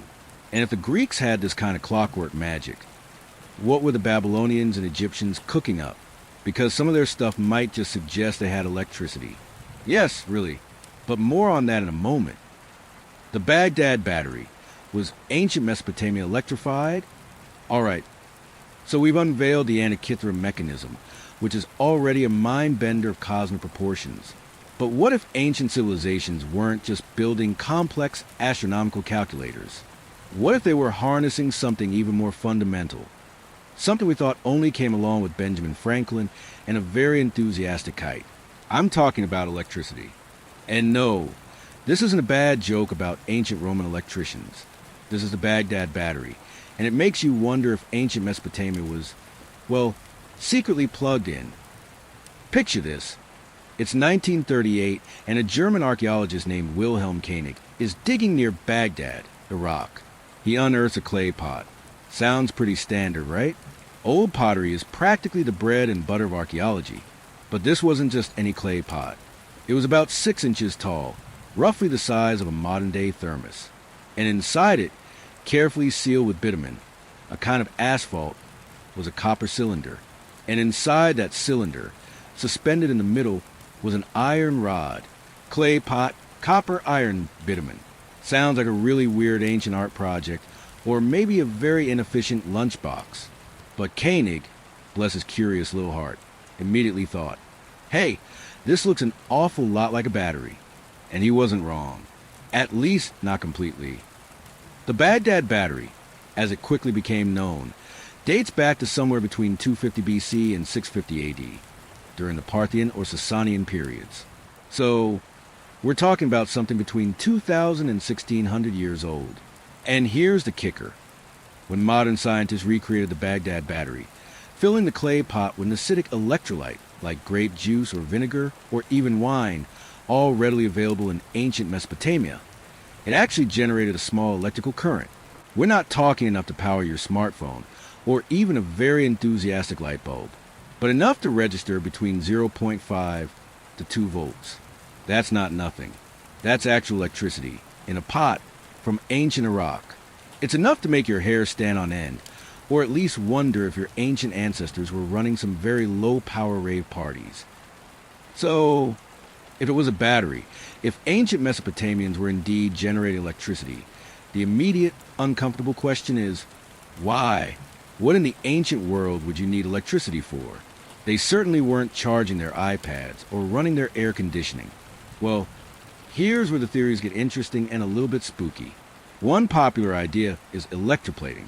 Ancient artisans were incredibly skilled, but imagine using a mild electrical current to bond thin layers of precious metals, like gold or silver, onto cheaper base metals. It would create a dazzling, high-quality finish without using a ton of expensive material. This would explain why we find ancient artifacts that look gilded but are surprisingly thin, and would have been a secret advantage for any craftsman who knew how to do it. It's like ancient magic, but with science. Another theory, perhaps more unsettling, is that the electricity was used for medicinal purposes. Think ancient electrotherapy. A mild current could be used to stimulate nerves, or alleviate certain types of pain, or even to treat paralysis. Imagine a healer touching a patient with a charged object, creating a subtle tingle or shock. To ancient people, without any understanding of electrical currents, this would seem like a miracle, a divine touch. It would certainly boost a priest or doctor's reputation. Come to me, I have the zappy cure. And then there's the purely religious or ritualistic use. What if these batteries were used to create awe-inspiring effects in temples? A small current could electrify a statue, giving a subtle shock if touched, making it seem as if the god was physically reacting. Or perhaps it was used to create a faint glow in a darkened sanctuary, a divine light that mystified worshippers. To a populace steeped in superstition and awe of the divine, a priest capable of making a sacred object come alive with a subtle jolt would wield immense power. It's like ancient stage magic, but with potentially fatal consequences if you weren't careful. Now, of course, like any good old part, the Baghdad Battery has its skeptics, and they have a point. The primary alternative theory is that the pot wasn't a battery at all, but simply a storage vessel for sacred scrolls. The copper cylinder and iron rod might have been used to hold and preserve the fragile papyrus or parchment. It's certainly a more mundane explanation, and it aligns with other ancient practices. However, this doesn't fully explain why it's built the way it is, with precisely the materials needed to create an electrochemical cell, and why the metals are so carefully insulated within the pot. It feels like an awfully complicated way to store a scroll when a simple clay jar would do. And besides, no scrolls or organic material were found inside the specific batteries that were unearthed. Just nothing. So, was ancient Mesopotamia secretly electrified? Did priests shock their congregations?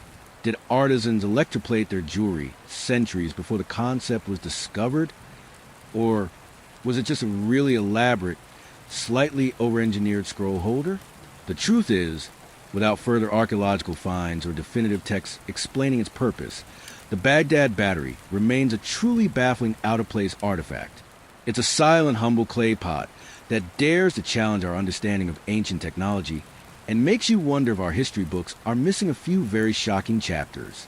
And speaking of missing chapters, let's talk about a map that shows continents that shouldn't have been discovered yet. That's a fun one. The impossible map, Pyre Reefs and the ice-free Antarctica conundrum.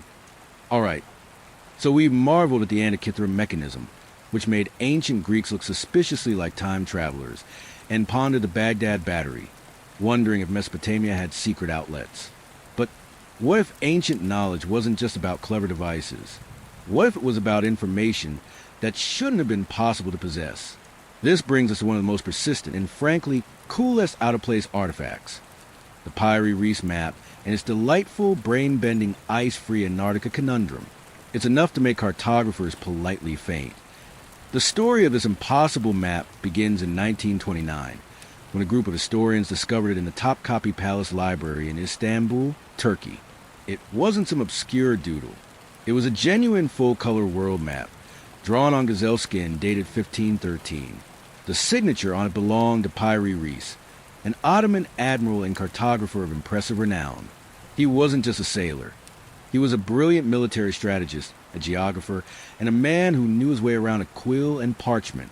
His map, on its face, looks like many other early 16th century maps, albeit incredibly detailed for its time, showing coastlines of Europe, North Africa, and the Americas. But here's where the map goes from historically interesting to utterly, delightfully baffling. Pyre Reefs himself, in notes on the map, claimed he didn't draw it from scratch. Oh no, he stated that he compiled his map from about 20 much older source maps, some dating back to the time of Alexander the Great. Now, if that doesn't give you a shiver down your spine, you might need to check your pulse, because maps from Alexander's time showing detailed coastlines of the Americas centuries before Columbus, well, that's already a bit of a head-scratcher. But the real cosmic gut punch, the part that makes historians choke on their coffee and geologists throw their hands up in exasperation, is what the Pyre Reefs map depicts in the southern regions. It appears to show a coastline that can only be identified as Antarctica. Yes, that Antarctica, the frozen continent at the bottom of the world. And it's not just showing it, it's showing it without ice, with mountain ranges, rivers, and coastal features that align remarkably well with modern seismic surveys of the landmass underneath Antarctica's current ice sheet. Now, let's talk about why this is impossible and why it makes the Pyre Reefs map a true OOP art. First off, Antarctica wasn't officially discovered by Europeans until 1820. That's over 300 years after Pyre Reefs drew his map. So, how could his source maps, even if ancient, have known about it? That's problem number one. Problem number two, and this is the big one. The coastline shown on the Pyre Reefs map is ice-free. Antarctica has been covered in a massive ice sheet for millions of years. For that coastline to be ice-free, you have to go back to a time before the last glacial period, potentially hundreds of thousands, if not millions, of years ago. A time long before any known human civilization was capable of advanced global cartography. So, the conundrum is stark. How did a 16th century Ottoman admiral create a map showing an ice-free Antarctica, complete with accurate topographical details that wouldn't be known until 20th century seismic mapping? The questions pile up like a very perplexing historical Jenga tower. Did Pyre Reefs' ancient sources truly come from forgotten, advanced civilization that mapped the world during a pre-glacial epoch? A civilization that somehow vanished without a trace, leaving behind only these astonishingly accurate maps? Or, more wildly, did they have some kind of technology that allowed them to map the continent through the ice? You know, like ancient ground-penetrating radar but drawn by hand. Of course, skeptics have their counter-arguments, and they're worth considering. Some suggest that what appears to be Antarctica on the map is merely the coast of South America drawn in a distorted way, or a hypothetical landmass drawn based on ancient Greek ideas of a terra australis incognita, unknown southern land. They argue that the accuracy is simply a matter of selective interpretation, finding patterns where none were intended. Others point out that mapping projections in the 16th century were often imprecise, leading to significant distortions, and that the correlation to modern surveys is coincidental. Just a lucky guess by an ancient cartographer who really needed to fill in the blank space at the bottom of the world. However, the consistent details, the presence of what appear to be specific mountain ranges and river systems, still give many pause. It's an awfully detailed, lucky guess. The Pyrie Reis map remains one of the most compelling out-of-place artifacts, a silent challenge to our understanding of ancient knowledge and human history. It forces us to confront the possibility that the past is far stranger, far more complex, and perhaps far more intelligent than our textbooks are willing to admit. It's a map that asks questions that, centuries later, still have no satisfying answers. And speaking of persistent mysteries, let's talk about the possibility that Earth itself has hidden passages. That's a fun one to think about, just not before bedtime. What if Earth has hidden passages? The Agartha and Hollow Earth theories. Alright, so we've peeked at impossible maps and ancient batteries, challenging our understanding of human ingenuity. But what if the greatest secret isn't just on Earth or from Earth, but inside Earth itself? This brings us to a delightful and wonderfully speculative set of ideas. The Hollow Earth theory and the legend of Agartha. Yes, we're talking about a secret inner world, perhaps home to advanced civilizations' hidden passages, and possibly a very confused central sun. It's the kind of theory that makes geologists politely scoff and adventure novelists furiously take notes. The concept of hollow Earth isn't new. It's a wonderfully persistent idea that pops up in various forms throughout history, from ancient myths to Renaissance theories. Forget the solid ball of rock we learned about in school. Imagine, instead, that our planet is actually hollow, with a vast, unexplored interior. Some versions of the theory even suggest that this inner world has its own sun, its own oceans, and its own atmosphere supporting life. It's like a giant, very exclusive cosmic terrarium. Proponents of this theory often point to supposed entrances at the North and South poles, or even hidden caves and fissures scattered across the globe, leading to the subterranean paradise. One of the most famous, and certainly most dramatic, proponents of the Hollow Earth theory was Edmund Halley. Yes, the same Halley of the comet fame. In the late 17th century, he proposed that the Earth consisted of several concentric hollow spheres, nested within each other like a cosmic set of Russian dolls. He suggested this to explain anomalous compass readings, and believed these inner spheres had their own atmospheres and could even be inhabited. Now, to be fair, Halley was a brilliant astronomer, but this was definitely one of his wilder theories, and it didn't exactly stick in mainstream science. However, it laid some serious groundwork for future adventurers and theorists. Fast forward to the 19th and 20th centuries, and the Hollow Earth theory picked up some serious steam, particularly with the rise of polar exploration, as explorers pushed further into the Arctic and Antarctic. Tales emerged of strange warm currents, unexplained animal migrations, and even alleged sightings of openings at the poles. One of the most persistent legends revolves around Admiral Richard E. Byrd, a renowned American polar explorer. Rumors, often circulated by enthusiasts, claim that during one of his flights over the North Pole, Byrd encountered a secret, ice-free entrance to the inner Earth, where he saw lush valleys, strange animals, and even encountered a lost civilization. Now, these claims are largely unsupported by Byrd's official diaries or scientific reports, but they certainly added a tantalizing layer to mythology. It's like your grandpa's tall tales, but with global implications. And within the Hollow Earth, or perhaps connected to it, lies the mystical realm of Agartha. This isn't just a hidden passage. It's a legendary subterranean city or kingdom, often described as a utopian paradise inhabited by highly advanced beings, sometimes called the Elder Race or the Guardians of Humanity. Agartha is said to be a repository of ancient wisdom advanced technology, and spiritual enlightenment, hidden from the chaotic surface world. It's like the ultimate hidden bunker for cosmic intellectuals. Various myths place entrances to Agartha in remote locations across the globe, under the Himalayas, beneath the Gobi Desert, even deep within the Amazon rainforest or the frozen wastes of the Arctic. Imagine stumbling upon a secret elevator in a very obscure cave that leads to an entire thriving civilization that's been chilling underground for millennia.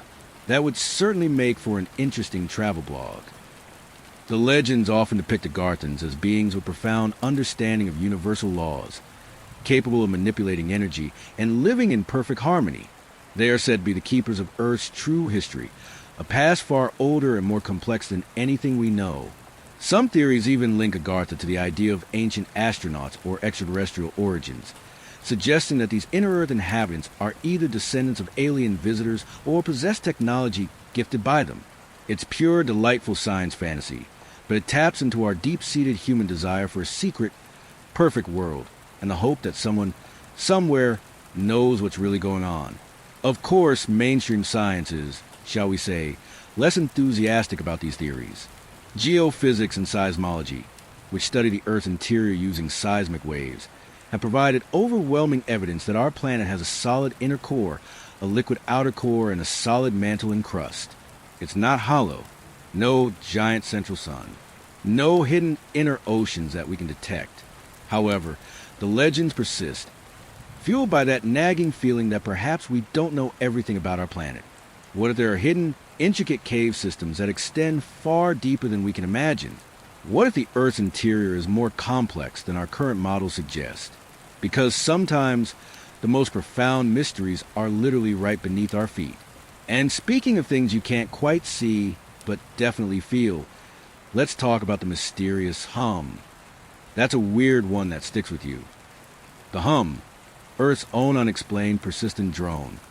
Alright, so we've delved into Bermuda Triangle, pondered ancient gadgets, and even flirted with the idea of a hollow Earth. But what if the unexplained isn't just about strange places or impossible artifacts? What if it's a constant low-frequency drone, a pervasive and deeply unsettling sound that some people hear, but most don't? This brings us to the hum, Earth's own unexplained persistent drone. And let me tell you, if you're one of the unfortunate souls who hears it, it's not just annoying, it's life-altering. And no, it's not just your neighbor's bass turned up too loud. Imagine a continuous low-frequency hum, rumble, or drone, almost like a distant, idling diesel engine. It's often described as an oppressive, all-encompassing sound, deep and pervasive, that seems to come from everywhere and nowhere at the same time. It's not usually loud enough to disrupt normal conversation, but it's constant. It's the kind of sound that slowly, relentlessly grinds on your nerves, making you wonder if you're losing your mind. And here's the really bizarre part. Only a small percentage of the population can actually hear it. They're often called hearers, and their lives are frequently turned upside down trying to find a source that no one else can detect. For the hearers, this isn't some faint background noise. It penetrates walls, travels across vast distances, and makes sleep a desperate, often impossible battle. People report feeling vibrations, experiencing pressure in their ears, headaches, nausea, nosebleeds, and even extreme anxiety and depression. It's not just a sound, it's a physical assault. Many have moved homes, changed cities, even changed continents, desperate to escape the relentless drone. And often it follows them. They'll stand in open fields, miles from any apparent source of industrial noise, and still hear that maddening, inescapable hum. Try explaining that to your family. Honey, I know you can't hear it, but this invisible, constant low-frequency drone is making me want to tear my hair out. Good luck with that conversation. The hum isn't unique to one location. It's a global phenomenon. There's a famous Taos hum in New Mexico, where residents have complained about it since the early 1990s. Despite extensive scientific investigations by the University of New Mexico and others, they couldn't identify a conventional source. Then there's the Bristol hum in the UK, the Kokomo hum in Indiana, and countless other localized outbreaks across Europe, Australia, and North America. It's like the planet has some kind of very large, very secret internal machinery, and certain people just happen to have the right frequency tuner in their brains to pick up its endless drone. Scientists, bless their persistent hearts, have tried to pin down a source, and they've come up with a variety of plausible, though ultimately unsatisfying, explanations. Could it be industrial noise? Factories, power plants, distant traffic, or even large machinery in coastal areas generating low-frequency sounds that travel far? Possibly, for some localized cases. But that doesn't explain the rural instances, or the times when a hum is heard miles from any discernible man-made activity. Is it geophysical phenomena? Seismic activity? Microseisms caused by ocean waves interacting with the seabed, or even the Earth's natural resonance? Again, these are certainly real, but they don't seem to account for specific characteristics of the hum, or the ability to be heard by only a select few. What about biological causes? Could be a form of tinnitus, a ringing or buzzing in the ears. Well, that's certainly a common affliction, but tinnitus is usually heard inside the head, often perceived as a high-pitched whine. The hum, on the other hand, is consistently described as an external, low-frequency sound that vibrates the environment. Hearers often compare notes, describe the exact same frequency, and even find that the sound changes in intensity based on location. Tinnitus doesn't usually do that. And no, it's not mass hysteria. While the psychological impact is undeniable, many hearers experience very real physical symptoms, and some have even managed to record the low-frequency vibrations, even if the sound itself isn't always captured on standard equipment. It's a very stubborn kind of mysterious.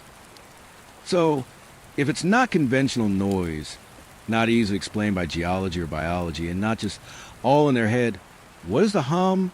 Is it some unknown natural phenomenon that our science hasn't quite grasped yet? Is it the byproduct of secret military experiments, underground bases, or even exotic technologies operating at frequencies we can barely detect? Or, more unsettlingly, is it the sound of the Earth itself, a planetary heartbeat, or a cosmic resonance that only a few sensitive individuals can perceive?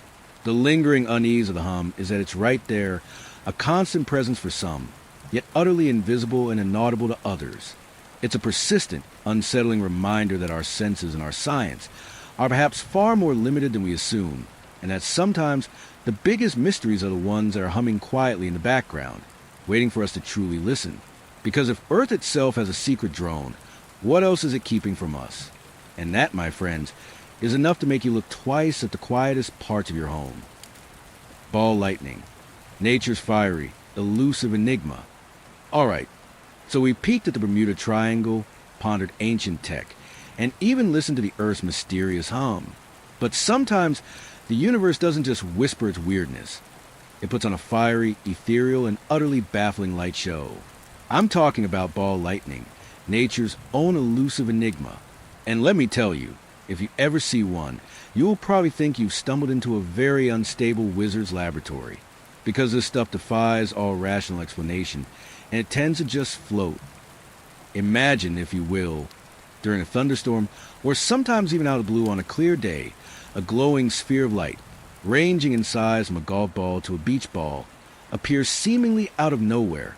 It's often described as orange, red, blue, or white, and it can hover silently, drift slowly through the air, or even roll along surfaces.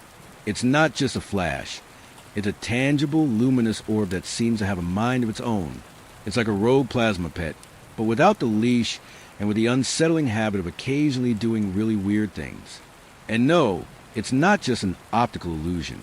People have seen them up close, through windows, inside houses, and sometimes they've even had a close shave. The behavior of ball lightning is perhaps its most baffling characteristic. Unlike conventional lightning, which is a split-second flash, ball lightning can persist for several seconds, sometimes even a minute or more, before silently fading away, or more dramatically, exploding with a loud pop and a shower of sparks. It's utterly unpredictable. It can pass through closed windows without breaking glass, float down hallways, hover near people, and sometimes, just for fun, roll down the aisle of an airplane. Yes, really.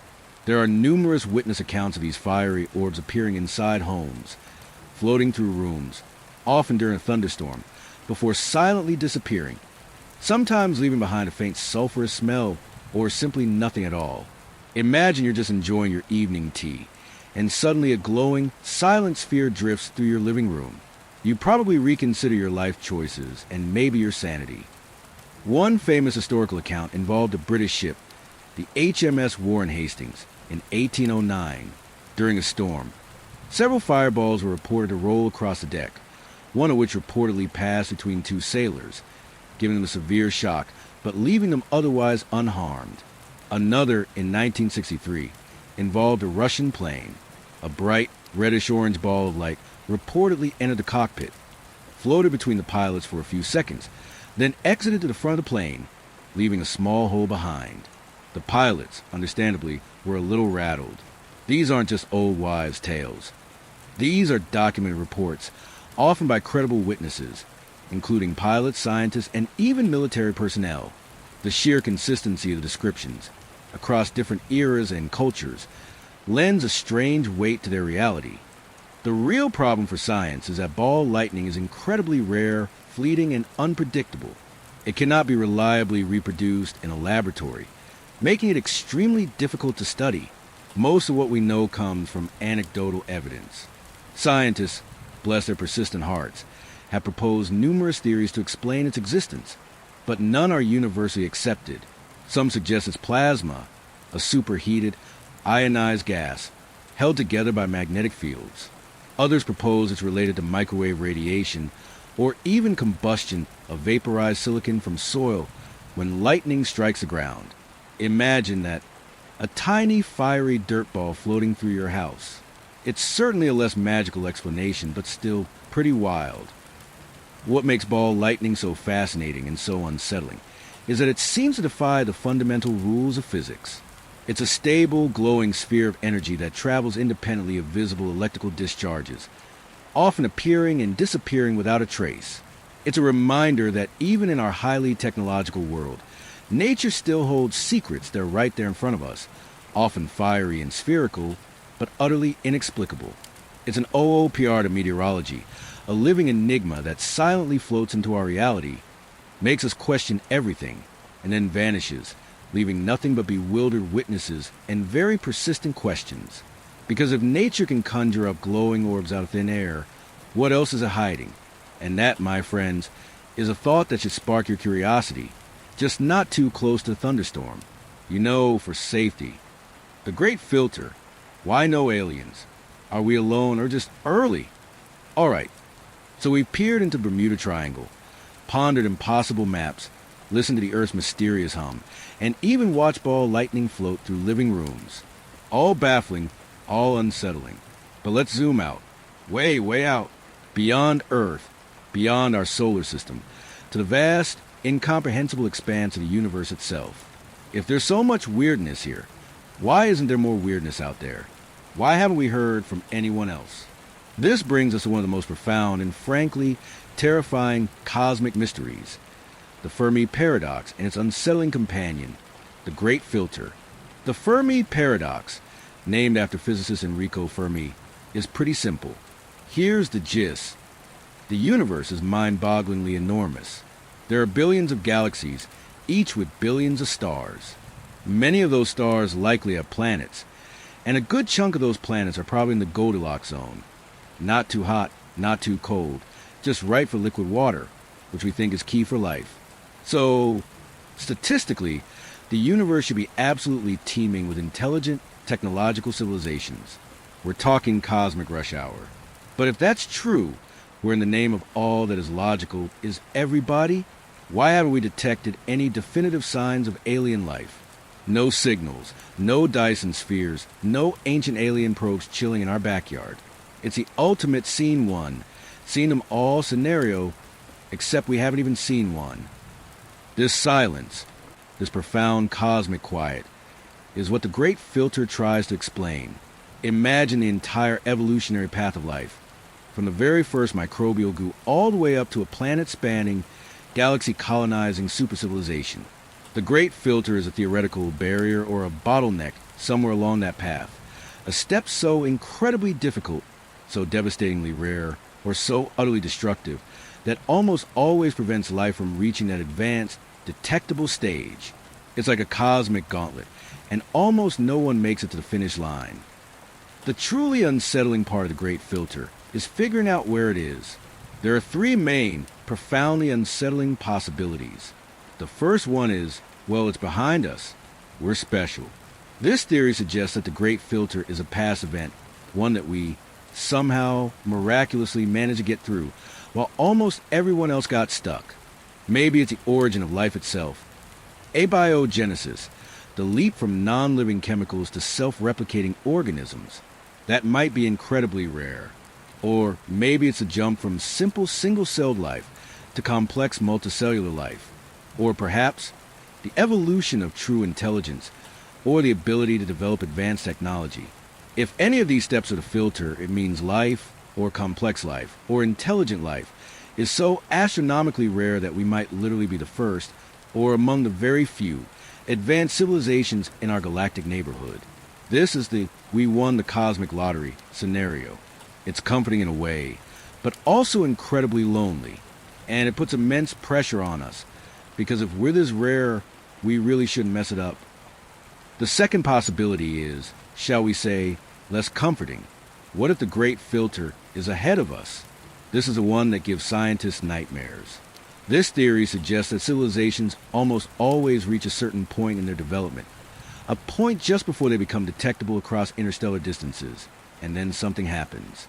Something catastrophic.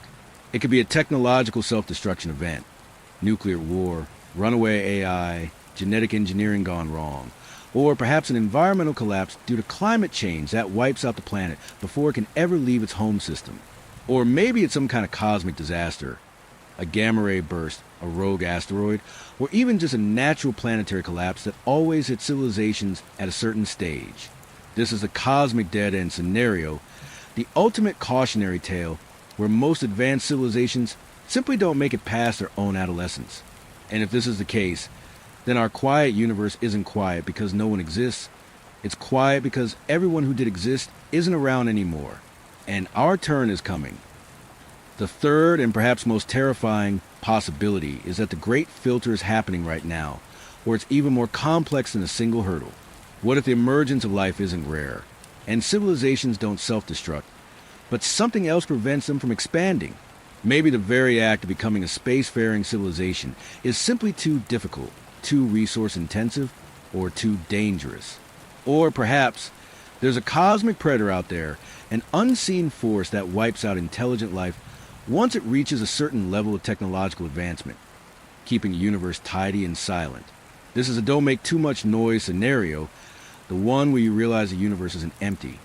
It's being actively managed, and we're just not important enough to notice yet. So, what does the Great Filter mean for us here on Earth, pondering vanishing ships and ancient batteries? It's a profound, unsettling question about our place in the universe. Are we miraculously early, having passed a hurdle no one else could? Are we doomed, accelerating towards an inevitable self-destruction that almost all civilizations face? Or is there something else, an unseen cosmic gardener, keeping the universal lawn neat and tidy? The silence in the stars isn't just an absence. It's a terrifying question, echoing across billions of light years.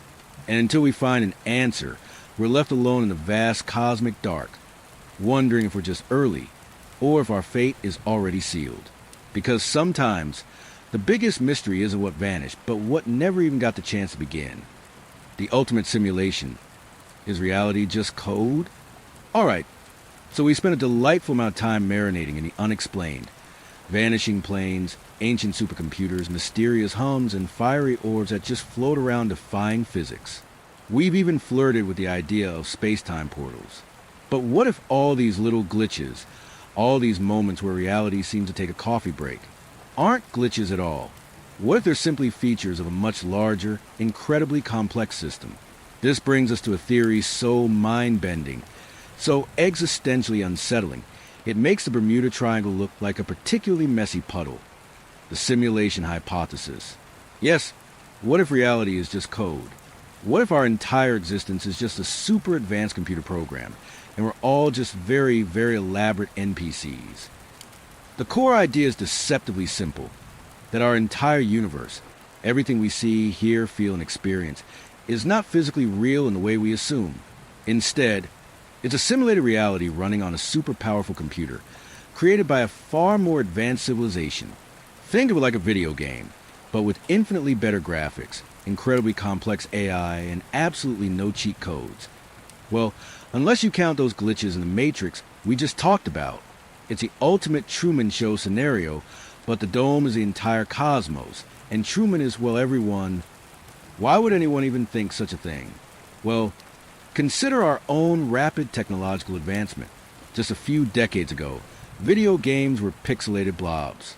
Today, we're creating virtual realities so immersive they can genuinely fool your senses. If humanity continues on this trajectory, it's highly probable that we will one day possess the computing power to create incredibly realistic, consciousness-supporting simulations.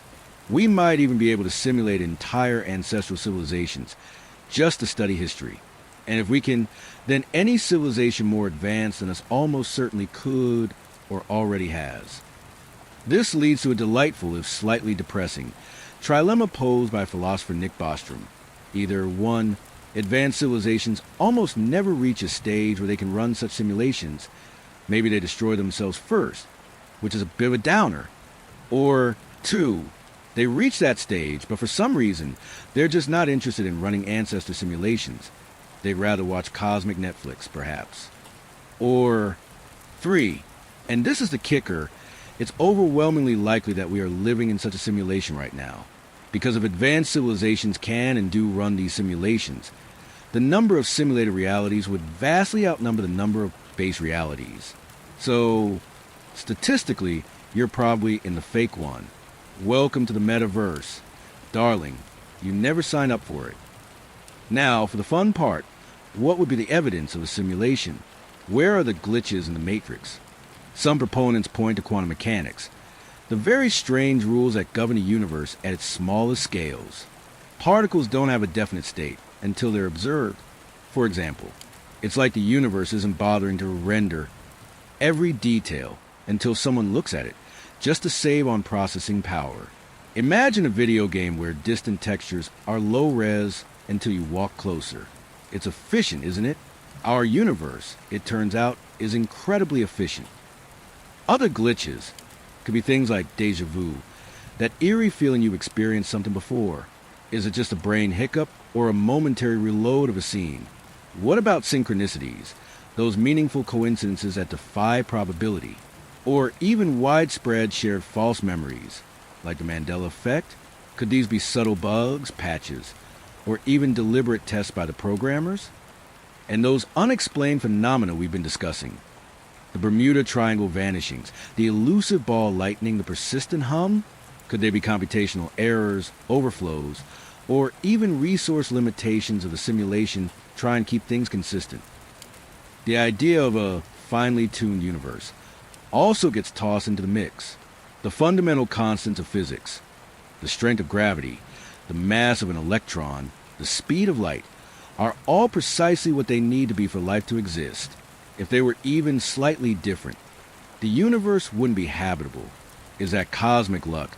Or is it just the default settings of a program designed to support intelligent life?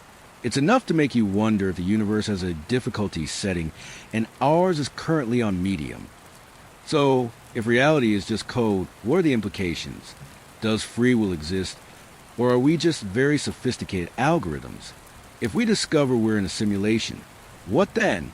Do we try to communicate with the programmers? Do we try to break out? Or do we just carry on, knowing our world is a cosmic elaborate video game? And if we are in a simulation, what about the programmers? Are they also in a simulation? And they're programmers? It's a fractal nightmare of existential dread, or, if you're an optimist, a testament to the infinite possibilities of consciousness. Ultimately, the simulation hypothesis isn't just a philosophical thought experiment. It's a modern myth that forces us to question everything. It's a reminder that even the most seemingly solid realities might just be a very convincing illusion. And if that's the case, then perhaps those ancient mysteries, those inexplicable disappearances, aren't so inexplicable after all. Maybe they're just little lines of bad code, little bugs in the program, waiting for the cosmic update patch. Which brings us to the very end of our journey. where we say goodnight, sleep tight, and try not to fall through a wormhole. That's always a good plan. Good night, sleep tight, and don't fall through a wormhole. All right, my friends, we've reached the end of our journey into the baffling, the bizarre, and the utterly unexplained. We've plunged into the murky, ship-swallowing waters of Bermuda Triangle, where planes and vessels simply vanish, leaving behind nothing but whispers and profound, unsettling silence. We grapple with the chilling consistency of Flight 19 and the eerie abandonment of ghost ships, forcing us to ask, is it just bad weather, human error, or something far more fundamentally wrong with that particular patch of ocean? The sensible answers, as we've seen, often just don't quite satisfy. We then journey beyond the known, flirting with cosmic theories of space-time portals, wormholes, and quantum leaps. The delightful, mind-bending possibility that the triangle isn't a place of disappearance but a relocation. Imagine just slipping sideways into another dimension, another time, or another point in our vast, unpredictable universe. It's the ultimate lost and found scenario. Only the found part is happening in a reality we can't even begin to comprehend. And if that's not enough to make your brain do a little jig, well, you haven't been paying attention. From the watery graves of the Bermuda Triangle, we time-traveled into the baffling past, uncovering out-of-place artifacts that scream knowledge centuries too early. We marveled at the Antikythera mechanism, a Greek astronomical computer that made 18th century clockmakers look like amateurs. We squinted at the Baghdad Battery, wondering if ancient Mesopotamia was secretly plugged in, perhaps electroplating jewelry or shocking patients for medicinal purposes. And we pored over the impossible Pyrie Reis map, depicting an ice-free Antarctica long before it was officially discovered, making us wonder if ancient civilizations possessed a lost, global knowledge that somehow vanished from history's textbooks. It's enough to make you suspicious of every old artifact, wondering what secrets it's quietly keeping. And if that wasn't enough to make you question reality, we then explored the very ground beneath our feet, diving into the delightfully speculative hollow earth and Agartha theories, complete with hidden passages, inner suns, and advanced subterranean civilizations that have been chilling down there for millennia, perhaps waiting for the surface world to get its act together. We also listened to the mysterious hum, Earth's own unexplained, persistent drone, a sound that only some hear, driving them mad and reminding us that our senses and our science are far more limited than we assume. And occasionally, nature itself just puts on a baffling light show, like ball lightning, defying all known physics by simply floating through rooms. Because sometimes the universe doesn't just whisper, it puts on a full-blown, inexplicable spectacle. Finally, we zoomed out to the terrifying cosmic silence of the Great Filter, pondering why, if the universe is so vast, we haven't heard from any other intelligent life. Are we miraculously early, having survived a filter that wipes out everyone else? Or are we speeding toward the inevitable self-destruction that almost all advanced civilizations face? And then, just to tie everything into a neat, existentially unsettling bow, we consider the ultimate cosmic riddle, the simulation hypothesis. What if all these glitches, all these inexplicable moments, are simply features of a super advanced computer program, and our entire reality is just code running on a cosmic hard drive? It's enough to make you look twice at your own hand, just to make sure it's properly rendered. So, what does it all mean? Does it mean aliens are zapping ships into other dimensions from a hidden base in Hollow Earth, while we're all just characters in a computer game that's about to crash? Maybe.